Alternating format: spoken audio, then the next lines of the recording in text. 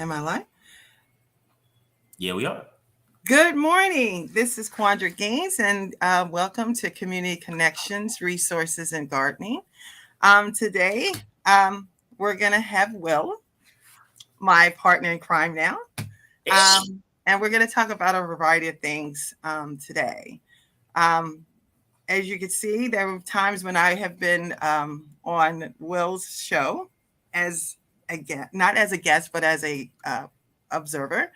And we talked about a lot of different things, term limits for Congress and delegates, and a slew of things. So today, Will, welcome. Good morning on this Thank beautiful, you. humid, hot Saturday morning. Ooh, you ain't never Um, lied. so we talked about, well, we did mention to one another that we wanted to talk about term limits, and we were Mm-hmm. talking about the January 6th hearings, Mm-hmm. which I personally think was a ploy by the Republican Party because this is about election year, So and they wanted to get back into office. So they you think said, "Let's." the ploy is the January 6th hearings or the ploy? It's the ploy because Oh, it's midterm elections, and they want to keep or increase their seats in the different in the House and the Senate. Because at this time, I believe that the Democrats are only 5 seats ahead. Is as that? far as the polls are concerned about the races Mhm, in the 18th. mhm. Okay. So they didn't do anything with our former president Trump the whole time he was there, and I believe, well, in my opinion, I Mhm. thought that the January 6th hearings was a way of them acting as if they're going after him, when in reality they really weren't. It's interesting. I watched all the hearings and I've been kind of following this, and I have a different take on it. I think what has happened is that Democrats are generally, as a party, weak fighters. They do not fight well. They are the upskulls. Like you, they'll give you a burn of verbal burns. Like, look, and you're stupid, and then they don't understand why people still follow you. It's like, well, stupid people follow stupid. So just talking about stuff isn't going to do it. I believe that the January 6th hearings or the January 6th has multiple it's a win for Democrats on multiple levels. So on the Hmm. first level, like we actually need to know what the hell happened. Like we just at a very basic level, we need to know what happened. The other is that they have been able to demonstrate that the Republicans are the party of anarchy, the party of destroying democracy by just giving them an opportunity to talk. Like True. you give them opportunity to say, "Hey, I did." Like think about this: the Vice President of the United States, they literally swore an oath to protect and defend the Constitution, not just not commit crimes, but to defend the Constitution. And this Bama ain't even showed up yet to say what actually happened, and his life was on the line. So I look at it as like the Democrats were going to start doing this. They were going to do the hearings anyway, because it does make sense politically as well. Because now Mm. you're like Louis Gohmert, actually in Maryland, Andy Harris. I Mm. found out this last one that Andy Harris, East Congressman from the Eastern Shore, he was in the cuckoo meeting. He was a crazy cuckooer. Like he was Mhm. out there. So now I didn't know that before these hearings. So that puts for me at least, that puts another Republican seat in jeopardy. And I want to be clear of two things. I'm not suggesting that the only reason they're doing the January 6 hearings is to get back at Republicans or to expose them.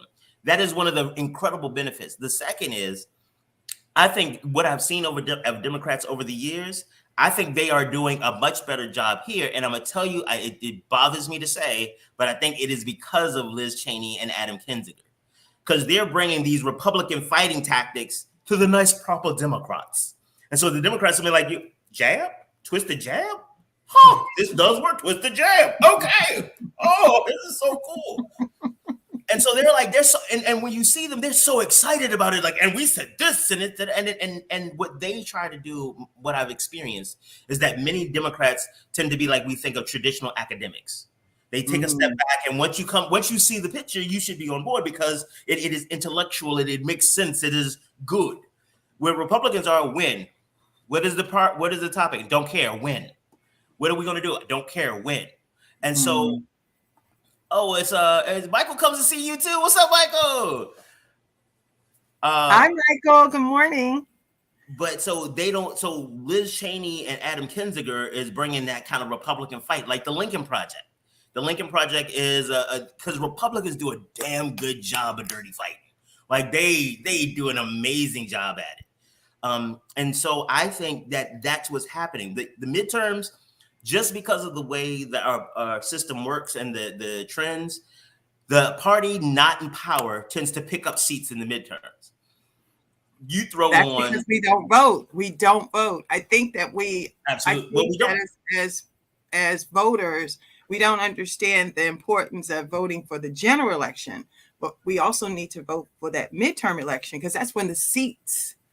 You mean you mean the midterms and the presidential? Because Right. be careful with and the only reason I'm saying that is because people get concerned about terms because the general election is the November election, the primary election is the one in July. And so in a state like ours, our jurisdictions are pretty much locked down. So, there's only a few districts where it's a competitive race, whatever. Normally it's like whoever wins the primary wins the election. And the primary election is this Tuesday. So make sure that you not only go vote, that after you vote, don't just be like, here's the money, now what happens? That's kind of like having a sex partner, you put on a condom and they just lay there. No, thank you. No, thank you. I need you to get active.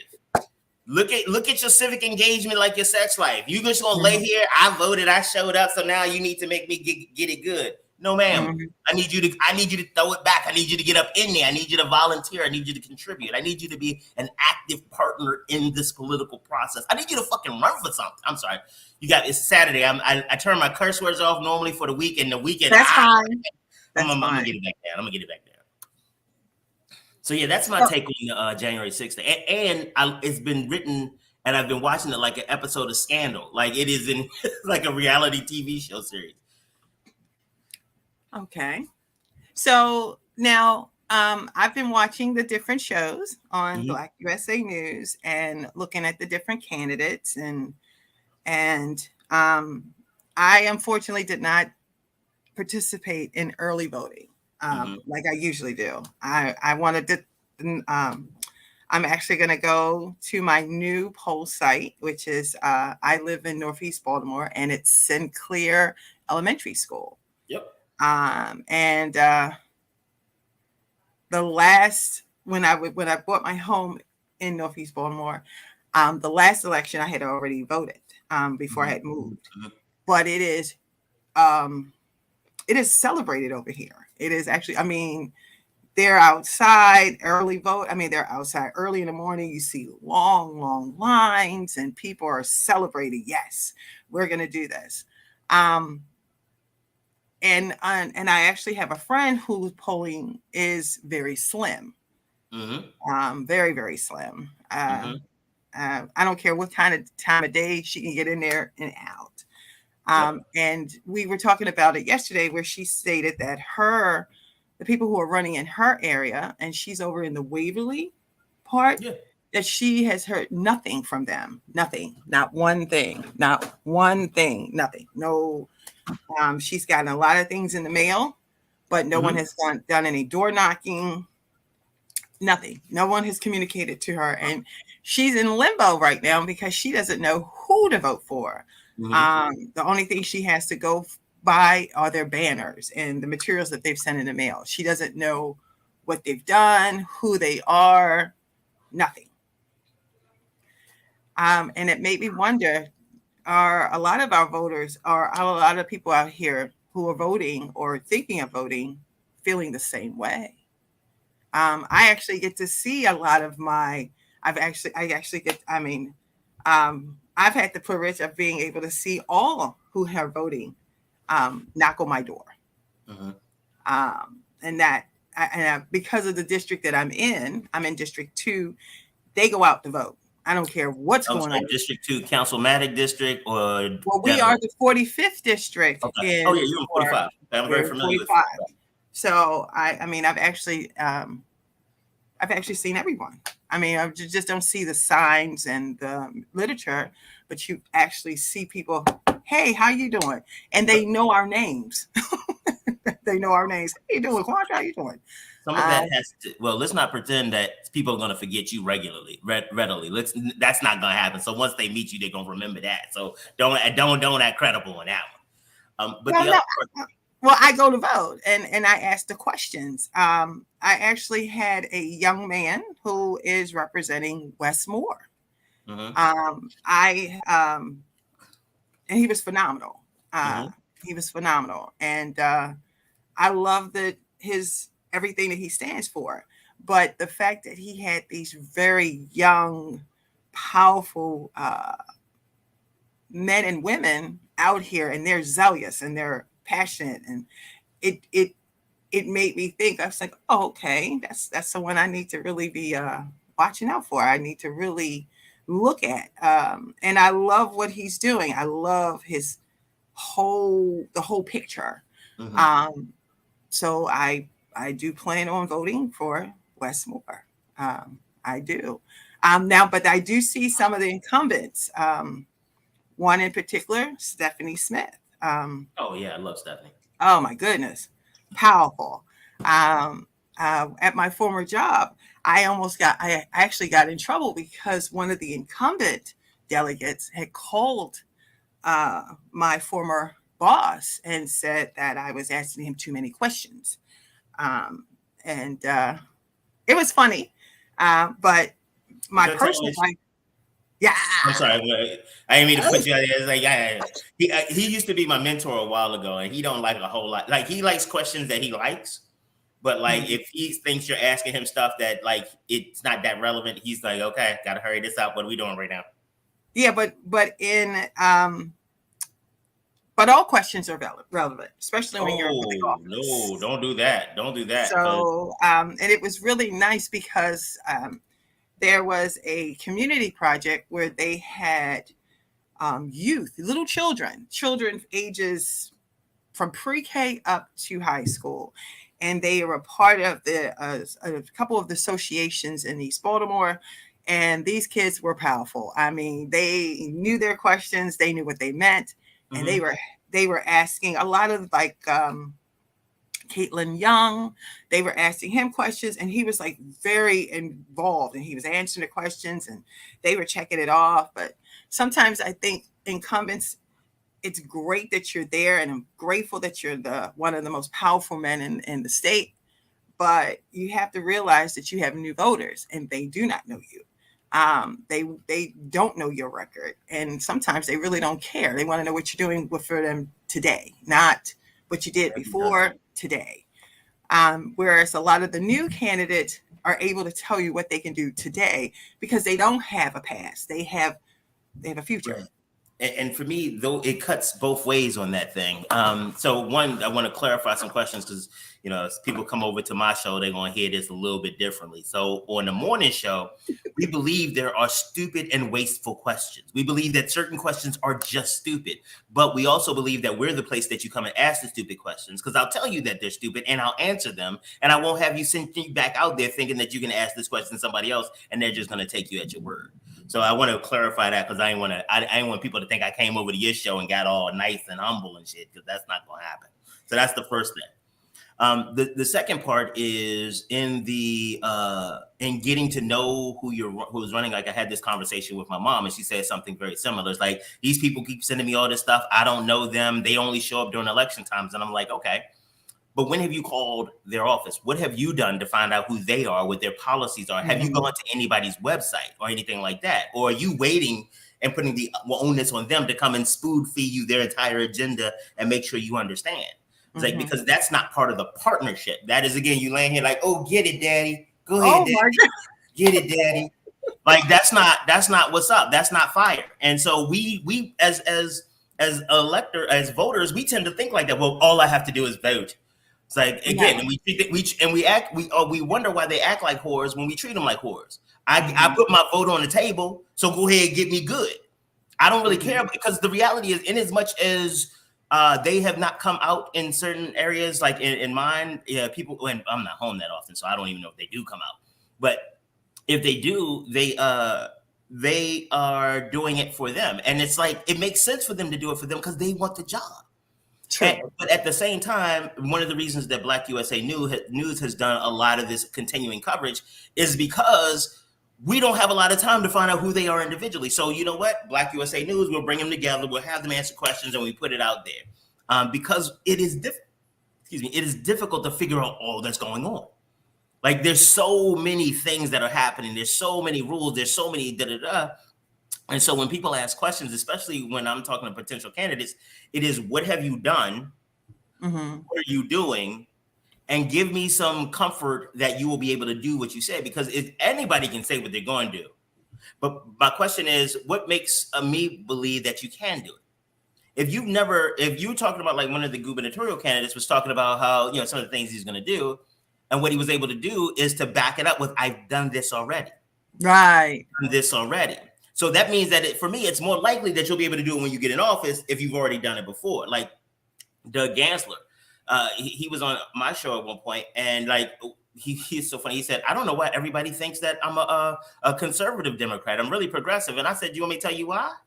Because you look like a standard issue white guy. You look like politicians are us. You used to be, the head of the AG's office. I mean, not AG's, the chief law enforcement officer from Montgomery County. You used to work for the federal prosecutor's office. I was like, you look like the feds." But the difference with Gansler is that he had the resume in the community, in the hood. So it's one of those things, like, while you look like the feds, and if everything that I've ever seen about him would have just been the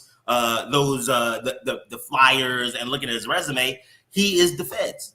But when you talk to this man and talk to the people he's worked with, they're like, no, he seems like that. He is a standard issue white guy, but he's in the community making it happen. Now, that's not enough to get my vote, because he said some other stuff about how he's going to come up and save Baltimore. And I was like, that's mighty white of you. You're just going to come in, you're going to come in and save us. Thank you. Because it wasn't like we were working here before you got here. Thank you, Mr. White Man, for coming in and making us niggers behave properly. And I know he didn't mean it like that, but if you don't know enough not to come in that direction, then there's some more critical things I can't tell you if you know already. And so, but the fact that, and again, even in that conversation, because he came to the show and we had this opportunity for back and forth, if all you ever see is the clips and all you're waiting for them to, come on and get it, like, then you deserve the lack of orgasm you get, the political orgasm. Your bills ain't getting passed because you just gave me your vote, and then you was like, gone. All right, I got your vote. Your vote only gets me into office, but your testimony, your constant phone calls, your letters and things like that while we're in office, that reminds me that you exist. Because let's not get it twisted. A lot of times as citizens, we only talk to them during election time or when something goes wrong. See, that's the exact opposite for me. So, for instance, Corey McCray, Senator Corey McCray. Okay. I can pick up the phone. I can email Tamika. I can ask questions, and it's responded to real time. If she doesn't know, she'll say, give me a moment. I will find out. I love the fact of, like, for instance, well, I don't call her Councilwoman McCray. I call her Danny. I can pick up the phone. I can call. I can email. Her chief of staff is amazing. But the thing is that I want to have a relationship. I don't want to just have you in office. Why? Because for me, I need to see the person in real life. I need to see how they behave. I need to see how they interact. Reason why for me is if you're just an image that came to my door and I gave you my vote, and I don't see you in the community, I don't see you interacting, I don't see you doing anything, then that makes me feel like I just gave up my vote for nothing. I do want to see you at a community event in our neighborhood. I do want to hear your opinions or your suggestions, even though they may not necessarily, not everything gets passed. But I like having those updates. I love having those updates saying, yes, I did hear you. We did put it in. This is where it's at. In session, doing session, this is where it is. We've generated a lot of other delegates or other senators on this agenda, what have you. I like that. But what if they don't do that? Well, if they're not able to, the communication, I mean, I get a newsletter. I was talking about the communication. So, and I'll use myself as an example. Like for me, my anxiety, and especially when it comes to communicating with people, interestingly, that this is what I do. But when it comes to communicating with people on a one-on-one basis or making phone calls or follow-up, it becomes mentally overwhelming. And so that's one of the reasons I ask people about what have they done. Because again, I can tell you, like, you know what, Quandra, I'm gonna show up this morning and I'm gonna come through, blah, blah, blah, and I could wake up with a headache, or I could wake up, or this may not have been something I've done before, and so I think I could do it, but then it's like, wait, you gotta do that too? You gotta do that? No, I'm good. Well, I'm not saying that they have to. I'm not necessarily saying. I look at a person. I look at a senator or a delegate or a representative that's put into office. I don't only look at him or her, but I look at their team. I look at how they're the people that are right there with them, that are working with them, how they treat them, how they, and it's for me, I like a person who has a great team.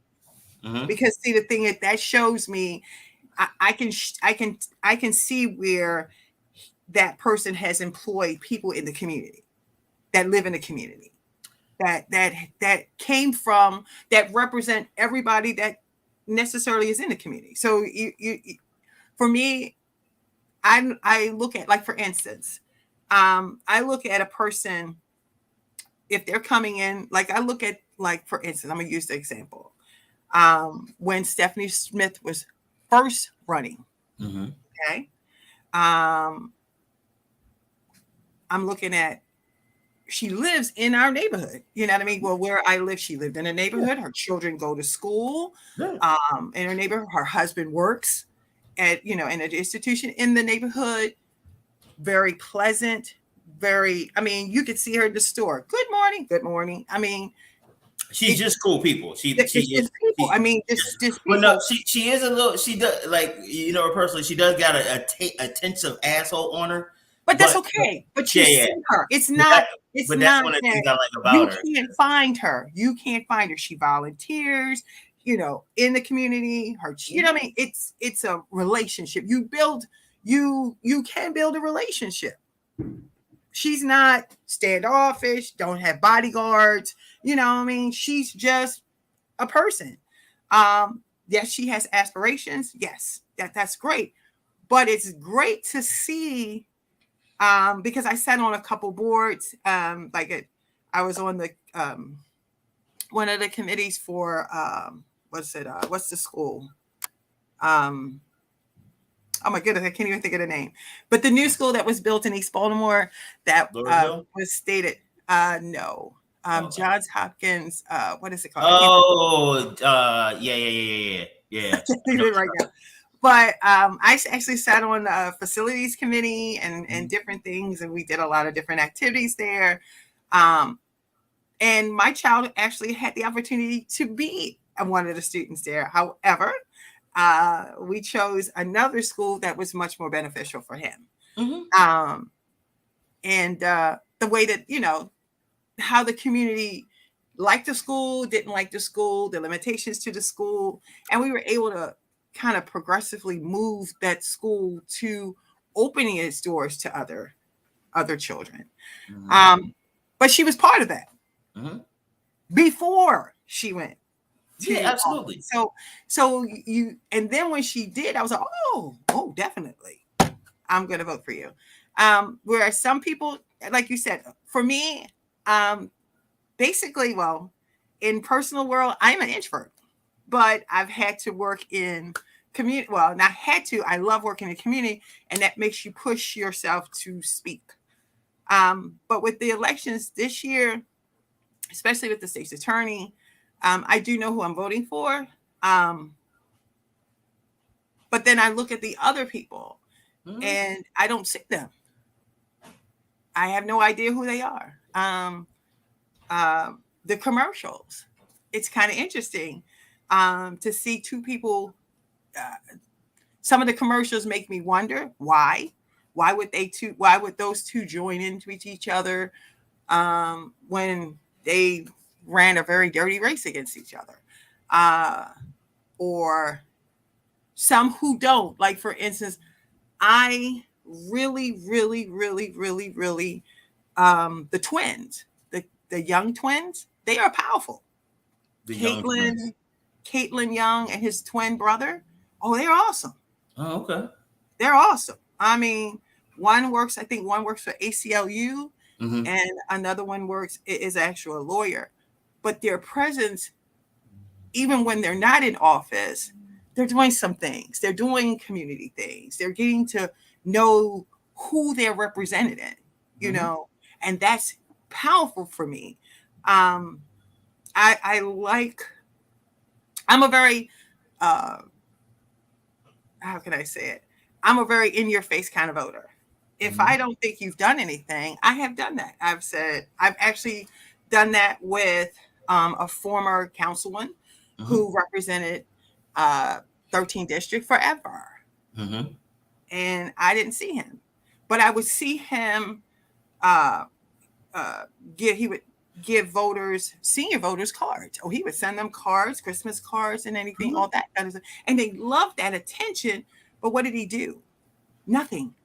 And as a community organizer, okay, there were things that we did in the community, like for Christmas and Thanksgiving and back to school and all those different things at the Men and Family Center that he didn't even support. But every year he would come, how you doing? You gonna vote for me? And I didn't really know him because I didn't even know he represented me because I didn't vote for him. I never voted for him. And when I seen his name, I would go for the next person. And basically, he had promised something that he couldn't deliver. And it was a week before the event. Here he is in Northeast Market. And I said, so are you going to do it? And when he said a person's name that used to work for him, I knew he was on vacation. So I knew this man was not going to be able to do any of that. So I said, well, no, we're in Northeast Market now.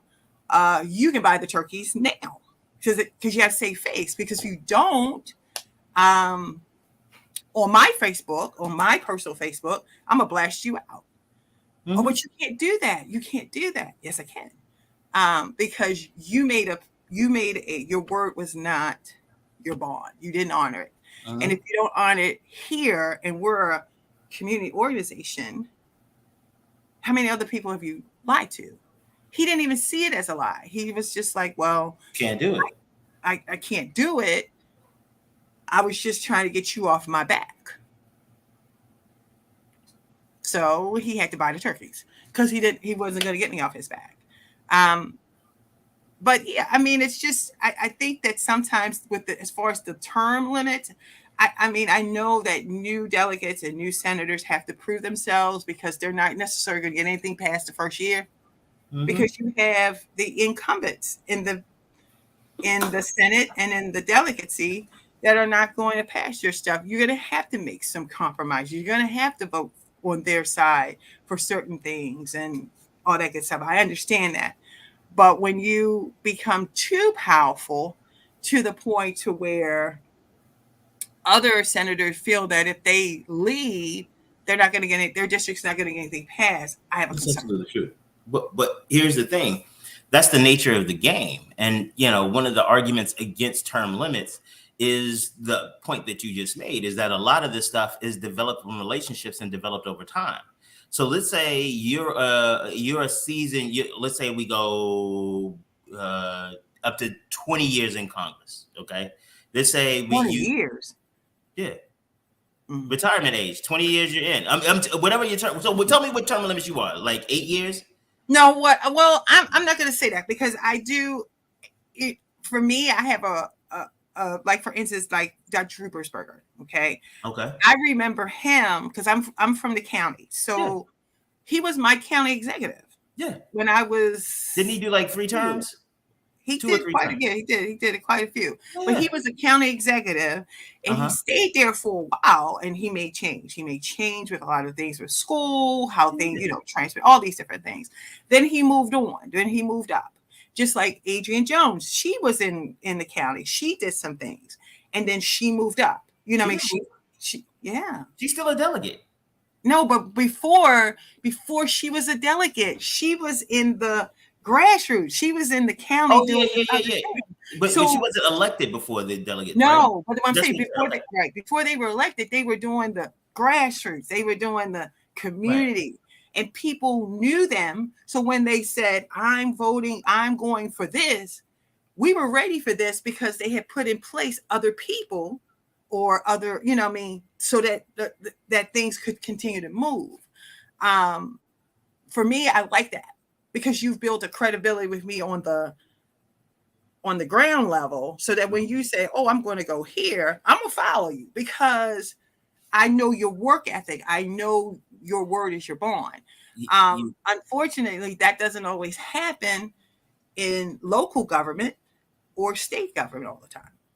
So I think it happens more often in local and state government than it does at the federal level. One of the challenges with the positions that at least one of the challenges for me on the positions about their view is that you are right about the circumstance that we need right now, because the level of corruption and the level of focus has become so high. But what I get concerned about in the conversation about policy things to adjust out of whack situation is that we put in things that adjusted to the opposite side of the whack. And so my concern about term limits is, one, just even the conversation about how long it takes. So if I had to get a doctor, I'm sorry, one of the issues is that the corruption that exists is too much. Two, we don't understand from a civics perspective about the operations of government and what's necessary. Because, if we took this conversation and moved it from politicians to doctors, it's like, doctors need to have term limits. Doctors should only work, 10 years, and then they need to move on to innovate, where they need to innovate new medical procedures. Because real talk, older doctors, I had the oldest doctor I've ever had. Like, he was so old, and he was still engaging me really from like a 1950s, 60s perspective, because that's where he grew up. But if we said that about doctors, everybody would absolutely say that's not true. So what's the difference with politicians? They need the technical expertise. They need the time in. They need the experience. They need the connections. They need to know. Because the purpose of government is the stability, not the innovation. True. And so the fact that you have people who know, don't call this person. Like, I remember when I used to work at the General Assembly, there were and so I used to be a staff person, and I used to love when the new delegates came because they were so new and didn't know nothing. They didn't even know the stuff they weren't supposed to do. So they would take me out and buy me drinks all night long and stuff like that. I was like, yeah, this is cool. But the more seasoned, and I was drinking with staff. And again, that looks a little suspect on their part. True. But the more seasoned legislators invited me to their office and pulled out a bottle of scotch in the desk. And again, it is. But that's a difference. It's a difference. I mean, that's what I'm saying. But that difference came because they had been there long. So if you cut out, so one, the Constitution doesn't allow for term limits in Congress. But the second is that if you it is disenfranchising. Term limits are disenfranchising. So for example, watch the disenfranchisement. I'm sorry, if Obama had run for that third term instead of Trump, absolutely he would be president and we would have none of this shit we got going on now. But term limits took him away from us as an option. And so that's, and again, it is a more nuanced argument on that side, but it is this idea, like, if he wasn't term limited, we might have had a president who had already put the protocols in place for a worldwide pandemic like COVID. He would have already been on it. But they wanted new blood, and it's the same kind of thing. And the other part of it is that there are different types of people who need to run for office. Like, one of the things I really do appreciate about Stephanie Madden Smith is that she is both an advocate and a technical expert. That's but right. Think about how rare that is. So what you may have, what I get concerned about, and I've seen before, is people who are passionate about community and focus on community at all else. They're as problematic as those who focus on the money more than anything else. because what you end up doing on both of those sides, again, the pendulum shifts too far. On one side, you end up burning the community to save the money, and on the other side, you end up burning the money to save the community. And in both of those extreme examples, you ain't got no organization after. Okay. So I mean, I can go by my experiences only. Like for instance, Barbara Mikulski. Okay. In the county, you can see her anywhere. In the city, you can see her anywhere. You know what I mean? I got to, as a child, like for instance, Artscape. I remember Artscape being in Lansdale. You know what I mean? Being in Arbutus, and it used to be it would be a where you would have your artists, and you know they would take the starving artists. However, you got to see spoken word, and these were people within the county and the city that would come, and you would see their art. You could talk to them up close and personal. And it was a small, it was a small event, and then it grew, and then all of a sudden, boom, it's in the city, which was kind of interesting to me, because when it started, everybody was included, and you could drive right up to the artist and get your art and have that kind of conversation. Now it's great. It's over the top a little bit. It's more over the top, but it's commercial, whereas it was. Yeah, but again, think about this. That is what I'm talking about. The mix is like you really want community based, community engaged, but there's money that is absolutely involved in our system. And so what ends up happening is that for me, it is about trying to find the balance between mission and money, because having moving those artists from Arbutus and Lansdowne or into the city meant that they would have more support from MICA and the University of Baltimore. They would have, but that's what I'm saying. It is this idea of trying to balance. I got you. I understand that now. I mean, I understood that now, but that is as a child. I mean, I understand because it did evolve. It did evolve. So when I was a kid and when I became a teenager, it was bigger. And then when I became an adult, it became the artscape. It was no longer, they didn't use the terms of starving artists anymore. They didn't use any of those things. And that's great. That's great because it did evolve from one location, one status to now. And that's beautiful. I like that. It's still community. It's just, it makes money. And I think that the Artscape is a great example of the balance between mission and money. But kind of circling back around to the issue around term limits, one of the challenges is that the problem is that working with humans sucks anyway. Like no matter what you come up with, humans will make it stupid. So let's start there. So, those places that you have we have term limits on governors and not term limits on delegates. Actually, Mike Miller, you talk about a level of term limit. Powerful man, the Bella Boys. He was the longest serving chair of a Senate in the history of the United States. Yes. But what that also meant is that he was ridiculously powerful. Like literally back when they did the gun reform bills back in the 2000s, was it the 90s? 2000. One of the things that he said was that he gave them that this is the bill that's going to pass. And it was like, and they were like, well, what about, it's like, you can change it if you want to. You just won't make it past the Senate. And so I worked at the House of Delegates at the time, and to watch these people because everybody knew what was going on. And so people were just trying to basically fuck with them. It's like, let's do this amendment that actually makes perfect sense and everybody agrees with. No, we can't do that amendment. Why not? All right, what about this amendment that makes even more sense and only a few people agree with? We can't make that amendment. Why not? And it was just like that kind of game. But if you're going to talk about term limits and you're talking about reducing power, the issue is, for me, what we tend to talk about to achieve with term limits, I think should be achieved with income limits or investment limits. And so if you are going to be a full-time politician, then this is your job. You don't have external. If you're going to have external, because they don't make money and they don't make a lot of money in this job relative to their peers, because that's the other part about it. You know, they are sitting in rooms with people who make millions and millions and millions of dollars a year. They see them as their peers. And when you start looking at somebody as your peer right here and your pockets looking down here, you're like, well, what's wrong with this picture? Like, you're coming to me to get me to approve something so you can make $1 million, and I'm sitting here on change? No, I don't think so. Okay. And then we make the job so important that if you don't vote, there is no reason to talk to you if I'm an elected official, because I only got 168 hours in a week. So if I stop by your house and your house is not one of the ones that says that you're an active voter, like if I look at the voting rolls and you have never voted in the midterms, I won't stop by your house, because there's a lady 2 doors down that votes in every one, and I need to spend that 10 minutes I was going to spend with you, I'll spend 20 minutes with her, because it ends up being about the practicality of the math.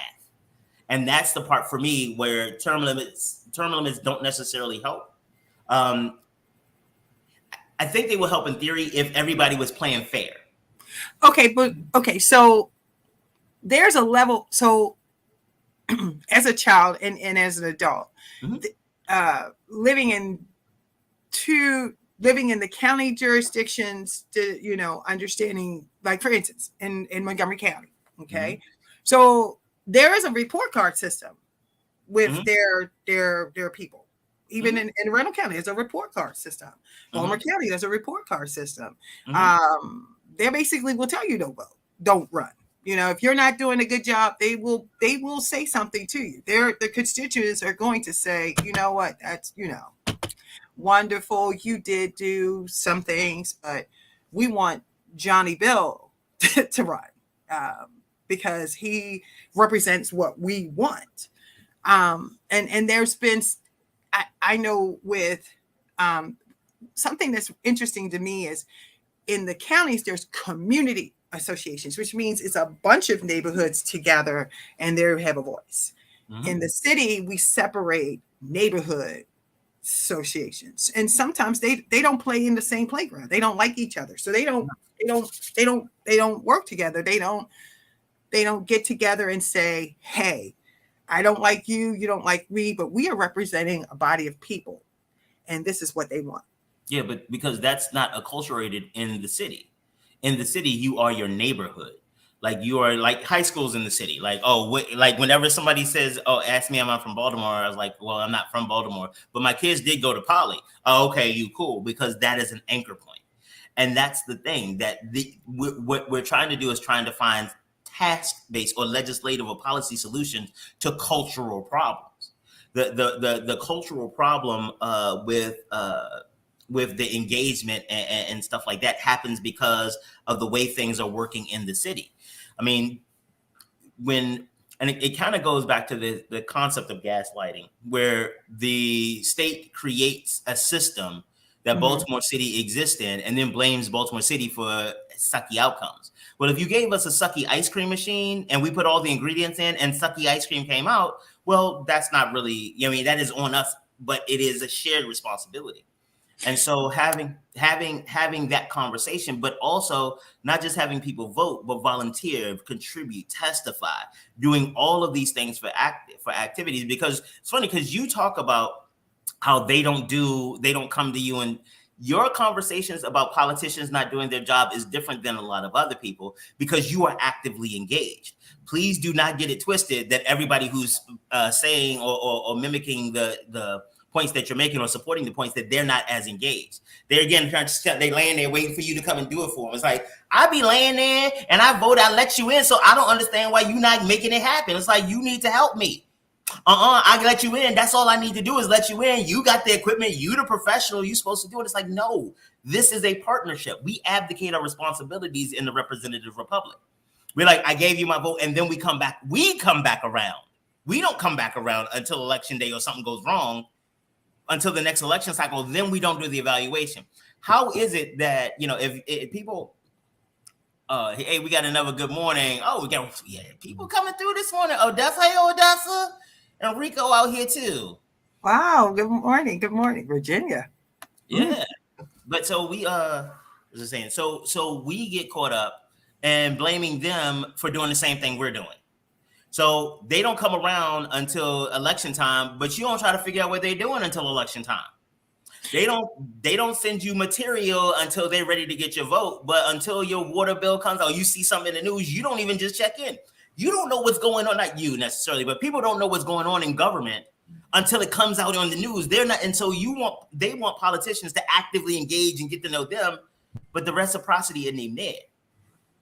Yeah, and that's I see it as a blessing for me because I am from, well, my family is from Baltimore County, and I have people in the Baltimore City, but they were very active.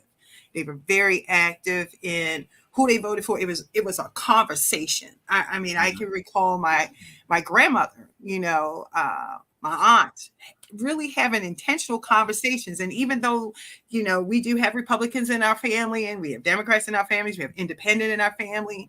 And it's interesting to hear the younger generation talk about who they're going to vote for, why they're going to vote for them. And they're talking amongst each other. And I'm like, oh, okay. So it's always been an intentional decision. It's been an important decision because we were very adamant in who we wanted to represent us. And believe me, they are emailing them and saying, look, why should I vote for you? I don't know you. Where did you come from? And I'm like, oh, that's mighty abrupt. And they're like, well, they want my vote. They got to work for it. They have to work for it. Yeah. So, and that's, even with my own children who are older and they're voters, they're asking questions and, well, I don't agree with that, Mom. I'm gonna vote for this person because he seems to be doing da da da da da. And I'm like, oh, okay, well, that's your vote. I'm not going to sway them because that's their vote. Most important, go out and vote. I don't care who you vote for. If you want to vote for Jimmy Bibb Bob, go ahead, vote for him, and then you need to follow up with Jimmy when he gets in office or even before he gets in office. And let's say this, he doesn't get in office. You still need to follow up with him. Because although he didn't win this time, he may come back. And if you're going to be working with him or supporting him or whatever, because you want to vote for him, fine. I don't think that people pass that on to their children because even with the new voters, the new recent graduates of the last 3 or 4 years, I never saw anybody vote. So why is it important? One of the things that we need to, the idea of how the country works in civics is so ridiculous. Most people have a general sense of things, but they don't do the research. It's just like a lot of people with religion. I know you're supposed to be a good person, but I'm not quite sure whatever the doctrine we use actually says about it. It is the same thing with a lot of these political advocates. One of the ones I love, the Daily Show with Trevor Noah. Mm-hmm. Actually, no, it wasn't. It was Samantha Bee. She sent somebody out to that NRA conference, the one that happened right after Uvalde shooting. And she had us a correspondent go out and talk to the people around. And they were talking, the Second Amendment is important. Absolutely. It's critically important to our way of life in America. So you believe it? Absolutely. I will die for the Second Amendment. And they say, well, what does it say? Oh, well, I don't remember all of it. It's only 3 lines, 1 sentence. What does it say? Mm-hmm. Well, I don't know it technically. It's like, but you just literally said that it is the defining precept upon which your political visions and values are based. And you don't know what it says. Like, most Christians know John 3:16, for God so loved the world that he gave his only begotten son, that whosoever believeth in him shall not perish but have everlasting life. Mm-hmm. Like, I know that because my faith is important to me. And that is a article of faith in my faith. Yeah, that is an article. So I know it. So if the Second Amendment is basically their John 3:16, then why don't you know it?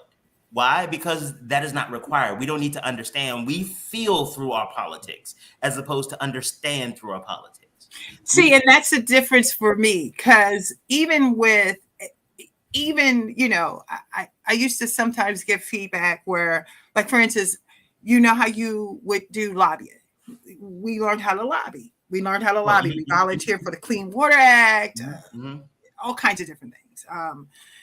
And where we had to be out in that hot sun, cold weather, but we learned about what it was, how a bill was created, why it was important for this to be passed, going down to Annapolis, going to Washington, D.C., and really seeing that interaction and all. And when I was in school, it's many years ago, we had civics. You know what I mean? That was a requirement before you graduated. You had to go out. I mean, it wasn't that you had, but it was expressed by our teachers. But this is you are one of the reasons we don't have civics anymore. Why? Because you are an educated voter and you're trying to hold people in charge accountable. But but if you don't know where you came from, how can you express where you're going? Here's my point. That is the purpose of. You are the reason that they don't teach civics, because they taught you something and now you're trying to use it to hold them accountable and make them do what they said they were going to do. If you think, you see what I'm saying? Like, again, if you had a choice if I had a choice as an elected official of you as a voter and somebody who just liked my name as a voter, I would choose them. Why? Because just like Trump supporters, they're going to keep following me. It doesn't matter what you will change if I do some stupid shit as an elected official. You would be like, no, that's no good. Most of those people will never even know. So if I had a choice, like, I want educated voters, but the reality is ignorant voters for me are so much better. Because we make this, if we take the money out of it, and that's why I go back to take basically a vow of poverty to be a servant. To be a civil servant, to be an elected official, you have to sacrifice something, because what's happening now is that they're getting power and they got money. Oh, no. So if you're going to have the power, then you're going to have to give up the money. You're going to have like limitation caps, because what happens is that when you come from money, or when you make money, you're part of a different clique. One of the challenges that we have is that you have people who are in elected office who don't know regular people. When you've been rich 5 generations deep, then you have no idea what it's like to not be sure that your lights are going to become on for bill payment. And so you don't have that requisite understanding, or you don't even know people with these issues. So how can you advocate for them? I think the diversity becomes a big issue. You have to have so much, like, either you have to have a bunch of money or get incredibly lucky, or just outwork people like Alexandria Ocasio-Cortez. But damn near everybody shouldn't have to be one of her in order to get elected and support their people.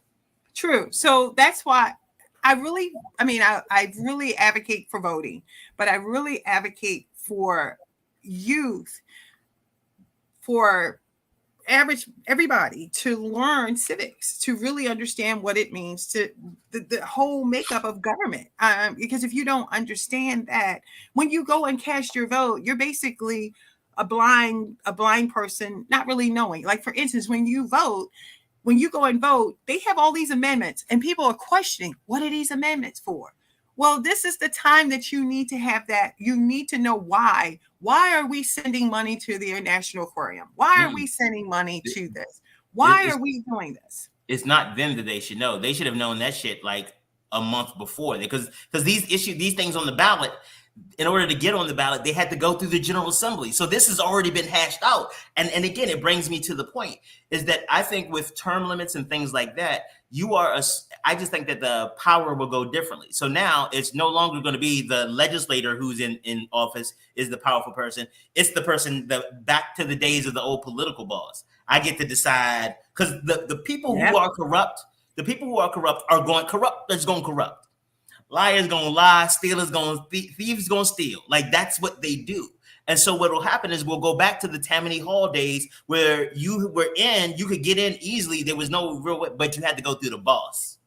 The boss wasn't an elected official. The boss was the community. And because even with the elected officials being in, the term limits actually help. Because right now they're doing the same thing with dark money.